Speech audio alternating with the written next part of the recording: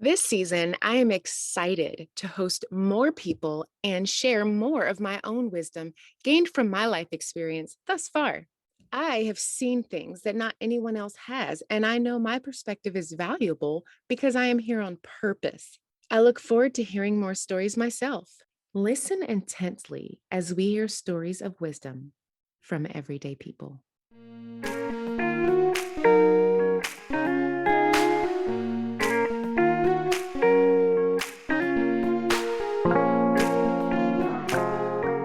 When the COVID pandemic happened, I was just like a lot of people.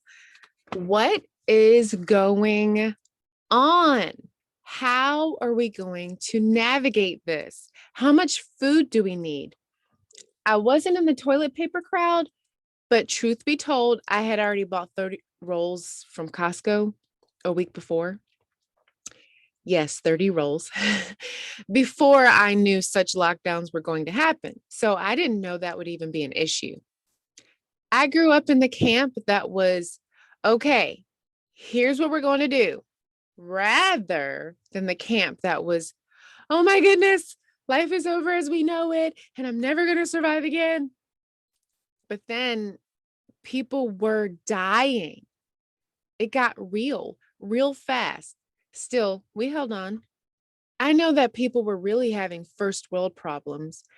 I heard complaints from people that I just couldn't stomach because at the end of the day, you can lock down without losing your home. This part was hard. In fact, I see that there is a large spectrum for how we can deal with life. I know there isn't a manual for life, but there are guides among us that we must listen to for a smoother passage, at least for me, anyways.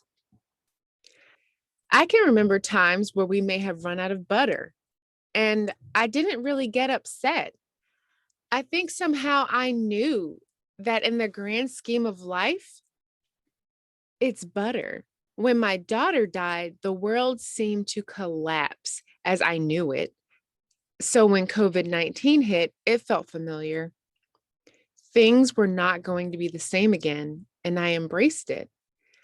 I know that there's a lot of grief right now. It's annoying for someone to tell you to go with the flow right now. So if this is too much, turn off this episode.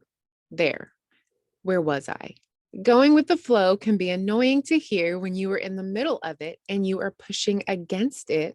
Recently, I was watching Finding Nemo, and Marlin is Nemo's dad, for those of you who have never watched this Disney Pixar animated film. Marlin and Dory are inside of the whale, and they're being told by the whale to let go and drop into the abyss of the whale's throat.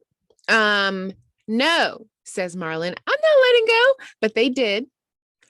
Lo and behold, the whale shoots them out of its blowhole into the ocean for them to begin searching for Marlin's son, Nemo, again.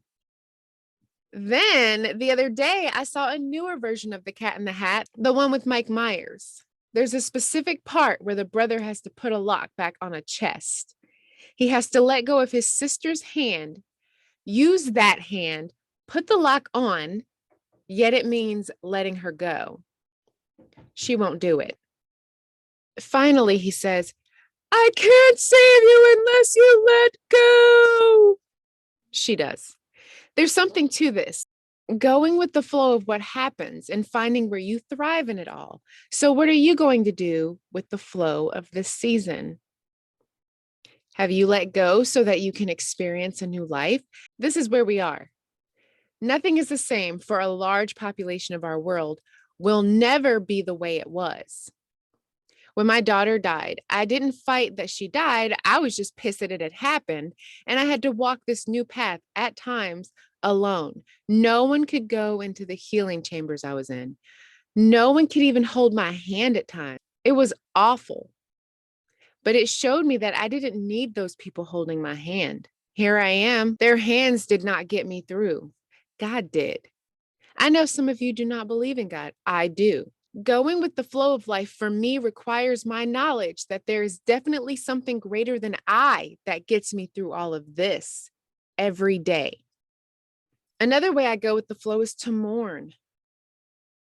Mourn what you missed. Talk about it, but trying to reforce it into being is not going to give you freedom. You've got to walk forward. This requires great humility because people are going to be watching you down, sad. It's a rough road. So let's consider this scenery. You go to make a shot on the basketball court, you miss.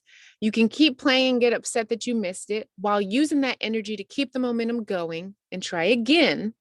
Or you can sit on the floor and throw a temper tantrum that you missed it.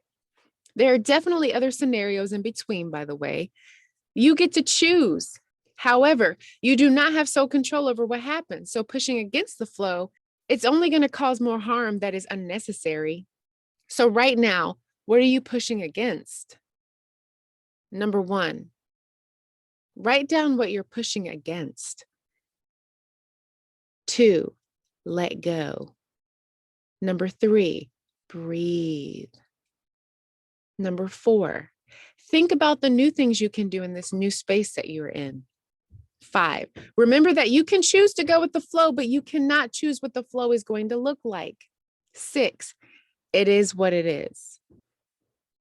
I know that you're often told that you can choose your reality. However, I consider the men who are framed for crimes they did not commit simply by being Black. I somehow cannot stomach that they chose that reality. And I know women who are raped, and I simply cannot believe that they chose this reality.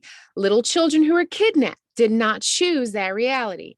Somehow, when people speak of attracting what happens to you, I don't know.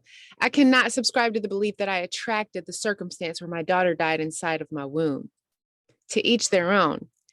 However, I know that if I try to control everything, I become a lot more bitter. So I go with the flow. How do you go with the flow? Stay safe.